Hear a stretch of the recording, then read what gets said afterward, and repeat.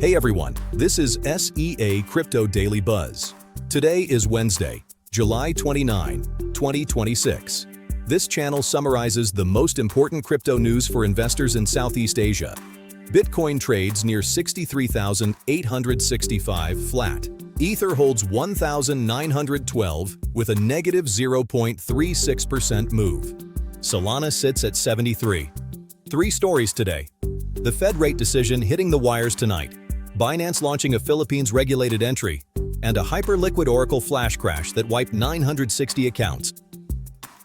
Story 1. The Federal Reserve concludes its July FOMC meeting today with the rate decision at 2000 UTC and Kevin Warsh's press conference at 2030 UTC. Rate probability tools show 70 to 75% for a hold and 25 to 30% for a 25 basis point hike. Bitcoin recovered from an 11-day low of 63,368 overnight, while AI-linked tech stocks stumbled. Ether trades above its 50-day moving average at 1,841, while Bitcoin sits below its 50-day at 64,971. Southeast Asian holders should read this as event-driven volatility, not directional signal. There is no dot plot this meeting, so statement wording and the press conference carry all the new information. Watch whether the post-FOMC unwind pushes Bitcoin towards 60,000 support or reclaims 66,000 resistance. Story 2.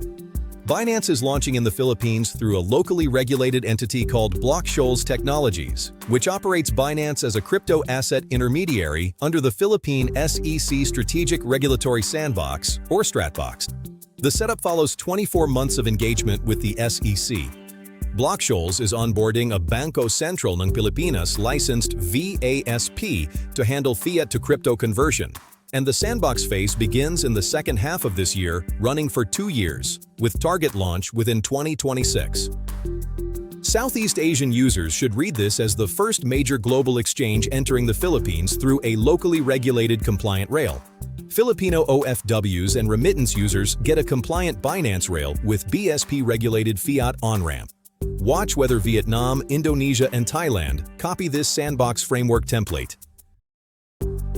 Story 3. Hyperliquid's SK Hynix Perpetual crashed roughly 20% from 1,131 to 900 in seconds late Monday, after an erroneous share trade on Korea's next-rate exchange fed bad price data into a third-party price oracle. 960 accounts lost $57 million in a liquidation cascade, with $17.3 million in realized losses. 4 seconds after next rate opened, the oracle price plummeted 15.6% and liquidations began about 2 seconds later. Hyperliquid staff note the exchange is permissionless and the Perpetual is deployed by a third party called XYZ, which is reportedly investigating. Southeast Asian users on Perpetual DEX platforms should read this as third-party oracle layer structural risk, not an isolated incident. Traders should confirm which products use third-party price feeds versus multi-oracle setups before sizing positions. Today's 3 stories in 1 line each. 1. Fed FOMC decision today at 2000 UTC with 70 to 75% hold probability and Ether showing better structure than Bitcoin. 2. Binance launches Philippines regulated entry via BlockShoals StratBox Sandbox with BSP fiat rail. 3. Hyperliquid SK Hynix Perp flash crash wipes 960 accounts for $57 million on third-party oracle error. This video is for information and education only and is not financial advice. All investment decisions and risks are your own responsibility. If this video was helpful, please subscribe, hit the like button, and turn on the notification bell. And if you want more chart analysis and trading insights, join our free Telegram channel. The link is in the description below. See you in the next one.